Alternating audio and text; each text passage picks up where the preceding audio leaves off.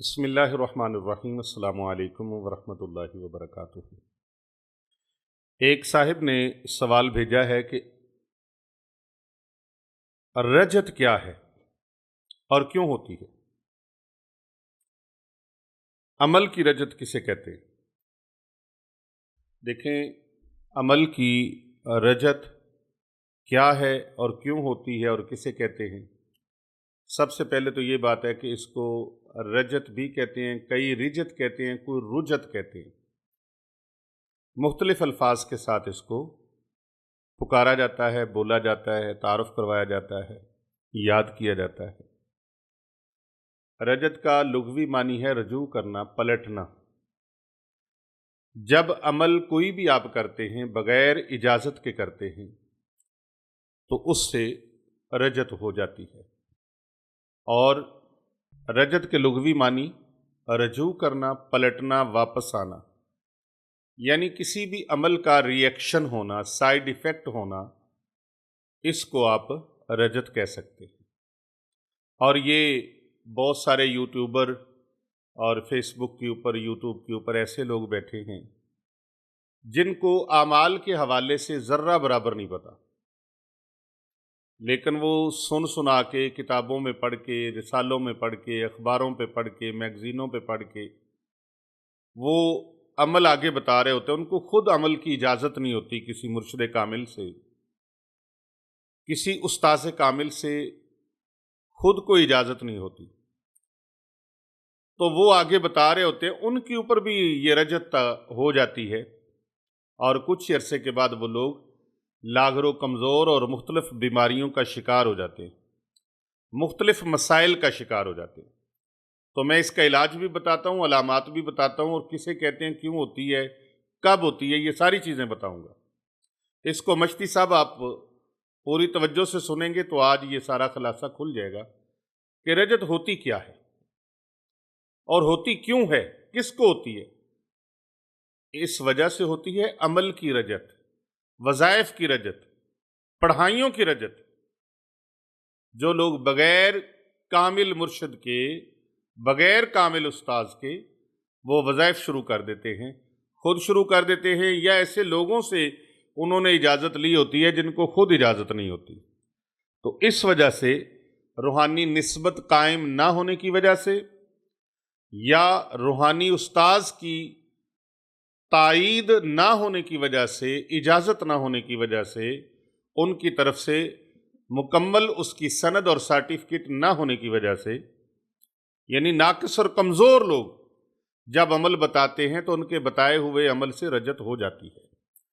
تو ایسے لوگ جن کا شجرہ طریقت وہ منقطع ہو، یعنی کہ وہ ایک شیخ کے مرید ہیں، ایک مرشد کے مرید ہیں، لیکن ان کے مرشد کا جو شجرہ طریقت ہے وہ متصل نہیں ہے، منقطع ہے، وہ توڑ نبی اکرم صلی اللہ علیہ وآلہ وسلم تک نہیں پہنچتا، بیچ میں رابطہ منقطع ہو جاتا ہے، تو ایسے عامل کی، ایسے کسی بھی استاذ کی، اور ایسے کسی بھی وظائف بتانے والے کی، عمل بتانے والے کی بات پر عمل نہ کیا جائے، کیونکہ وہ خود تائید یافتہ نہیں ہے، وہ خود سند یافتہ نہیں ہے، وہ خود ناقص ہے۔ کہتے ہیں نا کہ نیم حکیم خطرہ جان اور نیم ملا خطرہ ایمان، تو اس کو اس کی اجازت ہی نہیں ہے۔ تو اس طرح صرف انہی کے وظائف اور عمل کیے جائیں جن کو اجازت ہے۔ اسی وجہ سے بڑے بڑے شیخ، مشائخ، اکابر، اولیاء اللہ، بڑے بڑے سلف و صالحین، اولیاء کاملین، وہ بغیر مرشد کامل کی اجازت سے کوئی عمل اور وظیفہ نہیں کرتے تھے، تو ان سے اجازت لیتے تھے باقاعدہ طور پر، اور اس کی شرائط پر پورا اترتے تھے۔ اب اگر اجازت مل گئی ہے کامل استاذ اور مرشد سے، تو اب اس کی شرائط ہیں کہ وہ چلہ کرنے کے لیے پاکیزہ رہے، اور وقت کی پابندی کرے، مکان کی، زمان کی پابندی کرے، جس طرح پیر و مرشد نے بتایا ہے اس طرح پابندی کرے، پھر زبان کی حفاظت کرے، اپنی زبان سے گالم گلوچ سے پرہیز کرے، جھوٹ سے، غیبت سے، چغلی سے، گلے شکوے سے، اور دوسروں کی غیبت گوئی سے وہ بالکل پرہیز رکھے، ورنہ रजत उसके ऊपर तारी हो सकती है। और अमल करते वक्त अपनी नीयत को खालिस रखे, किसी को नुकसान पहुंचाने की, किसी को जलीलो रुसवा करने की नीयत ना हो। फिर अमल को मुतवातर करे, उसमें मदावमत करे, रेगुलर रखे, उसको कंटिन्यू रखे। जब अमल छोड़ दिया जाता है, कोई बंदा वजीफा करता है, अमल करता है और उसको रास्ते में छोड़ देता है, तो इस वजह से भी रजत तारी हो जाती है। और वो बड़े से बड़ा भी कहरी अमल भी कर रहा हो तो वो उसके ऊपर वापस पलट आता है। इसको कहते हैं एक्शन का रिएक्शन, अमल का रद्द अमल, साइड इफेक्ट, इसे रजत कहते हैं। इसको फिर मैं बता दूं, रुजत कह लें या रजत कह लें। इसी तरह बगैर इजाजत के जो वज़ाइफ किए जाते हैं, अमल किए जाते हैं, वो नुकसान पहुंचाते हैं, और नुकसान वो जादू से भी ज़्यादा पहुंचता है, नज़र बद से भी ज़्यादा पहुंचता है, आसेब से भी ज़्यादा पहुंचता है।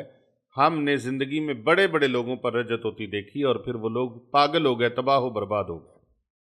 हलाकत की तरफ रजत ले जाती है जिसका इलाज मुमकिन नहीं रहता, और उसका इलाज लोग ये समझते हैं इसके ऊपर जादू हुआ है, नजर बद हुई या सेब हुआ है, वो उसका इलाज करते रहते हैं। और रजत का जहर पूरे वजूद के अंदर, लू लू में, रग रग में और जिस्म के रेशे रेशे में फैल जाता है। और फिर जो बंदा किसी दूसरे का हक मारे, हक तलफी करे, ये बड़ी बारीक लाइन है और इसमें बड़ी एहतियात की ज़रूरत है। तो बिना मुर्शदा राह नहीं हाथां दे दुद्धां बाज नी रिज दी खीर साईं, फ़कर कुल जहान दा आसरा नी अल्लाह दे हिन वज़ीर साईं। कदम कदम पे इसमें रहनुमाई की ज़रूरत होती है, और बहुत सारे लोग हैं जो रहनुमाई पसंद ही नहीं करते, वो खुद आगे बढ़ते हैं और बिना कामिल मुर्शद के, बिना पीरे कामिल के, बिना पीरो मुर्शद के इंसान सलूक की मंजिल में वो चाहे कि मैं तरक्की कर लूँ, आगे बढ़ जाऊँ, तो वो नीस्तो नाबूद हो जाता है, भटक जाता है, गुमराही की तरफ चला जाता है। बिना शेख कामिल की रहनुमाई के वो कुछ हासिल नहीं कर सकता, अपनी राह सलूक वाली मंजिल को पा नहीं सकता, राह तरीकत की मंजिल पे वो पहुंच नहीं सकता। लिहाजा पीरो मुर्शद की इजाज़त और पीरो मुर्शद का साथ और उनकी रहनुमाई वो लाजिम व मलजूम है। तो ऐसे जब वो चलेगा तो फिर कामयाबी की तरफ बढ़ेगा, और अगर नहीं चलेगा तो फिर बंदिशें उसका रास्ता रोकेंगी, रुकावटें लगेंगी और मुख्तलिफ किस्म की बीमारियां उसको चमट जाएंगी, डरौने ख्वाब आएंगे, शदीद जिस्मानी अजियत होगी, तकलीफ होगी, रिज़्क में कमी आएगी, इज़्ज़त में कमी आएगी, ताल्लुकात में बिगाड़ पैदा होगा, घर में नहूसत आएगी, बीमारियां आएंगी, खुद आमिल का अपना कारोबार भी तबाह हो जाएगा, परेशान हो जाएगा, औलाद की वजह से भी परेशान, रिज़्क रोज़ी की वजह से भी परेशान हो जाएगा।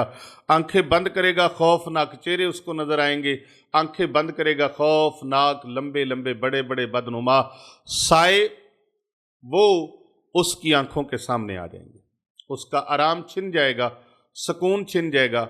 इसका इलाज इसका यही होगा कि वो अपने मुर्शद कामिल पीरो मुर्शद के साथ अपने राबते को मजबूत करे, अपने ताल्लुक़ को मजबूत करे, ताकि उसके अंदर वो रूहानियत लौट आए, पलट आए। वरना वो जितनी भी पढ़ाइयाँ करता रहेगा, जितने भी वज़ाइफ करता रहेगा, जितने भी अमाल करता रहेगा, वो सारे के सारे अमल उसको मज़ीद उल्टे पड़ते रहेंगे, यानी उन अमाल का रिएक्शन उसको मिलता रहेगा और डसता रहेगा।